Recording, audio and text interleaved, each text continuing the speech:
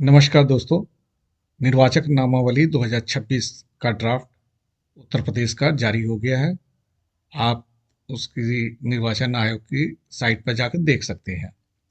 ये मैंने जो आपको सामने दिख रहा है, ये पिपराइच 321 पिपराइच सामान्य गोरखपुर का यह है। तो ये मैंने डाउनलोड करके रखा हुआ है। तो इसको आप अपना जो भी आप डिस्ट्रिक्ट के हैं वहाँ आप साइट पे जाके डाउनलोड करके देख लीजिएगा।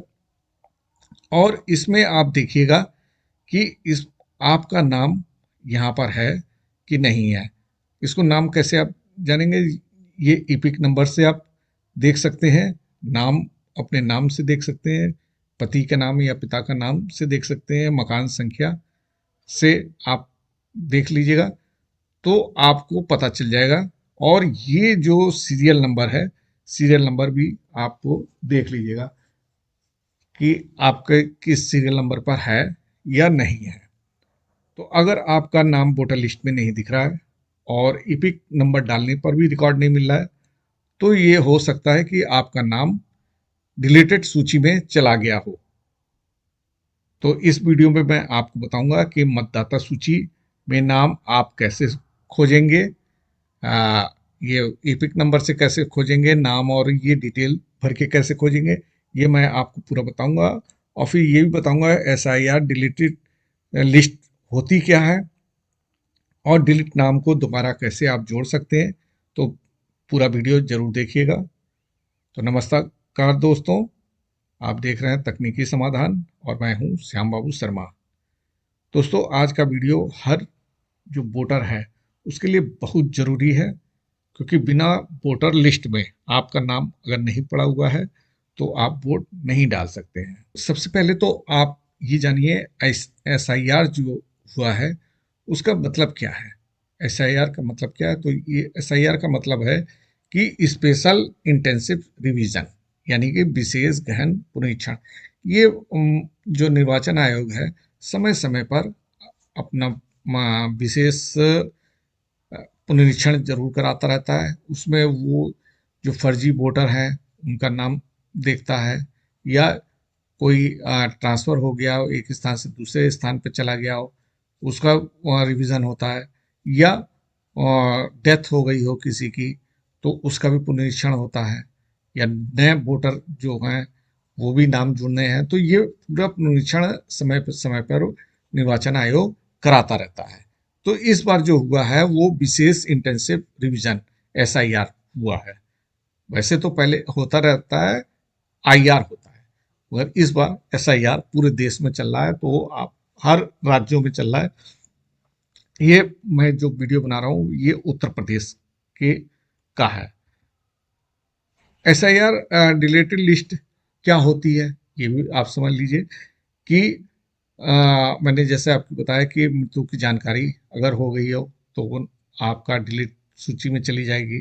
पता अगर बदल गया है, आप जहाँ रहते हैं वहाँ पे अब नहीं है, तो आप अब्सेंट मान लिए जाएंगे, तो आपका नाम डिलीटेड सूची में चला जाएगा।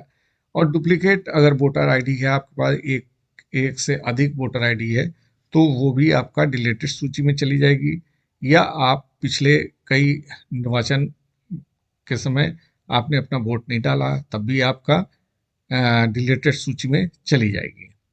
तो आप ये समझ लीजिए कि डिलीटेड सूची में कौन कौन से नाम जाते हैं। अब मतदाता सूची में आप अपना नाम कैसे खोजेंगे? जो मैंने लिस्ट आपको शुरू में दिखाई है, तो वो लिस्ट आपको कैसे कहाँ से मिलेगी? ये आपको चुनाव आयोग के ऑफिशियल साइट जो है उस पर आप चले जाइएगा।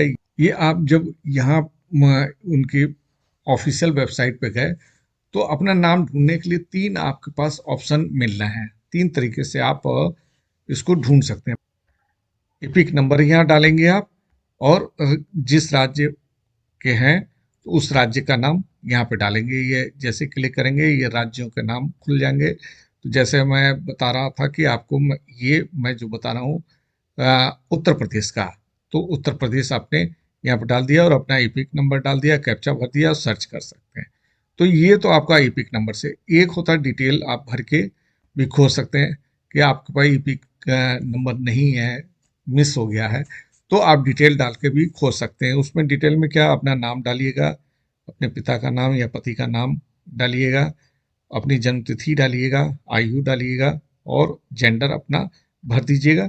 ये भरने के बाद दूसरा आपको लोकेशन, आपको अपना डिटेल भरना है। आप जिस डिस्ट्रिक्ट में हैं उस डिस्ट्रिक्ट का नाम डालिएगा और किस विधानसभा क्षेत्र में आप आते हैं वहाँ नाम डालिएगा और कैप्चा भरिएगा और सर्च करिएगा। ये दूसरे दो तरीका हुआ। तीसरा तरीका ये है कि आप अपना मोबाइल नंबर से भी आप देख सकते हैं। अगर मोबाइल नंबर आपका वोटर आईडी से लिंक है तो आप मोबाइल नंबर डालिएगा, कैप्चा भरिएगा और सेंड ओटीपी करिएगा और जो ओटीपी आपके मोबाइल पे आएगी उसको यहाँ भरिएगा और सर्च करिएगा। इस तीन तरीके से आप सर्च कर सकते हैं। इसमें जब आप सर्च करेंगे तो उसमें आपका पूरा डिटेल आ जाएगा। आपका नाम आ जाएगा, पिता या पति का नाम आ जाएगा, किस विधानसभा क्षेत्र में आप हैं उसका, वो विधानसभा क्षेत्र का नाम क्या है, क्या संख्या है वो आ जाएगा। आप का बोर्ड किस विद्यालय में है, इनरोल्ड है, वो आपका आ जाएगा, किस ब्लॉक में है और उस लिस्ट में किस नंबर पे आपका है, वो सारी डिटेल आपकी यहाँ पे उपलब्ध हो जाएगी। अगर आपको मतदाता सूची में अगर आपका नाम नहीं दिख रहा है तो आपको घबराने की आवश्यकता नहीं है। आप वो का नाम हो सकता है कि डिलीटेड सूची में चला गया हो।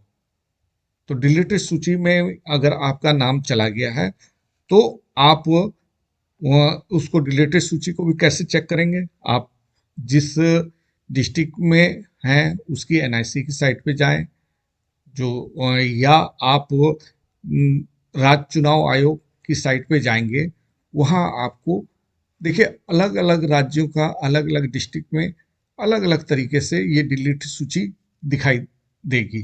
तो जैसे गोरखपुर में मैं अपनी बात करता हूँ तो गोरखपुर में जो दिखाई दे रही है, एनआईसी की साइट पे मैं गया हूँ, एनआईसी की साइट पे मैं गया, एनआईसी की साइट पे जाने के बाद मैं इलेक्शन पे गया।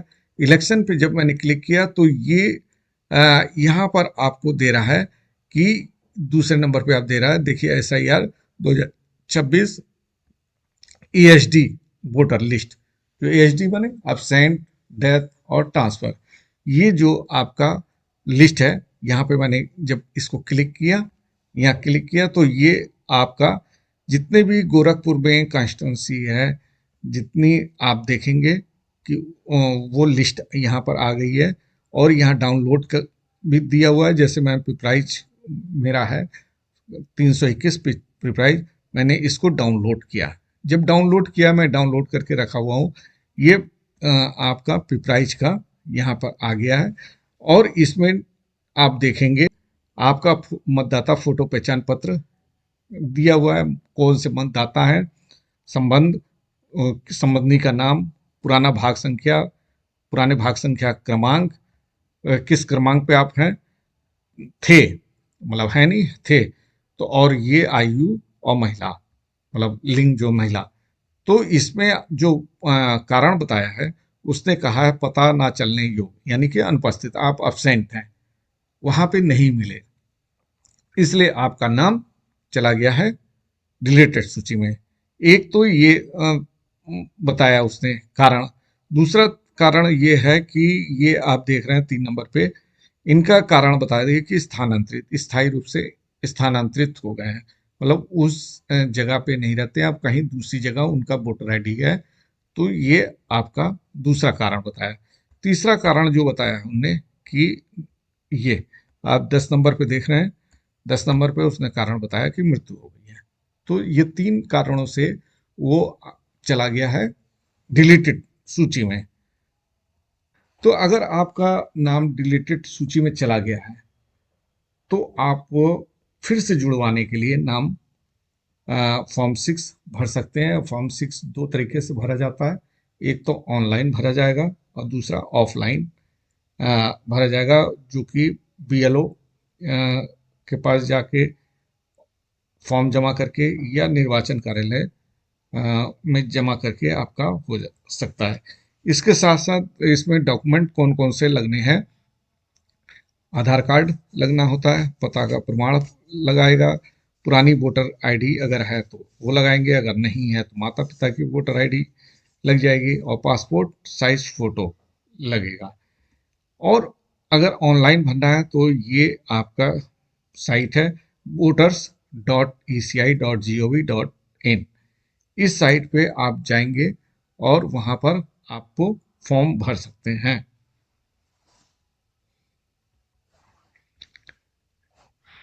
ये आप यहाँ पे गए ऑनलाइन पे, और यहाँ फॉर्म 6 के लिए फिल करने के लिए कह रहा है कि fill form 6 if you are 18 years या और अबव, और you will turn 18 in few month.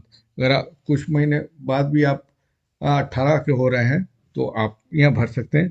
तो फिल फॉर्म 6 यहाँ क्लिक करेंगे, या ऑनलाइन के लिए है, और फिर डिक्लेरेशन आप भरेंगे। अगर आप ऑफलाइन के लिए सोच रहे हैं तो या तो बीएलओ से मिल जाएगा फॉर्म 6, या नहीं तो यहाँ से डाउनलोड करके आप फॉर्म 6 भर सकते हैं। ये यहाँ पे एक लिंक और भी दे रहा है, आप देख रहे हैं, download declaration form for pre draft form, ठीक है ना। तो ये आप इस साइट से भर के आप अपना ऑनलाइन भी भर सकते हैं। एक इम्पोर्टेंट टिप्स आपको जरूर बताते हैं कि चुनाव से पहले आप अपना नाम जरूर चेक कर लें। अगर आप वोट देना चाहते हैं तो वोटर लिस्ट में अपना नाम जरूर चेक कर लें। इसके बिना आप वोट नहीं डाल सकते हैं। अपना वोटर आईडी से मोबाइल को लिंक जरूर करा लें, और बीएलओ की अगर कॉल आती है या विजिट वो करता है तो उसको इग्नोर बिल्कुल ना करें। तो ये 3 चीज़ें जो बहुत ही इम्पोर्टेंट टिप्स आपके लिए है। और क्योंकि वोट देना हमारा अधिकार ही नहीं बल्कि हमारी जिम्मेदारी भी है। अगर आपका नाम वोटर लिस्ट से हट गया है तो समय से पहले आप उसमें सुधार करवा लें, वरना आपको अपना वोट देने से जरूर चूक जाएंगे। तो दोस्तों, अगर वीडियो आपको पसंद आया तो लाइक करें और चैनल को सब्सक्राइब करें, और वीडियो को अपने दोस्तों में, अपने रिश्तेदारों में, अपने आस पड़ोस में जरूर शेयर करें, क्योंकि ये वीडियो सबके लिए काफ़ी लाभदायक है। ठीक है, मिलते हैं अगले वीडियो में और तकनीकी समाधान के साथ। धन्यवाद।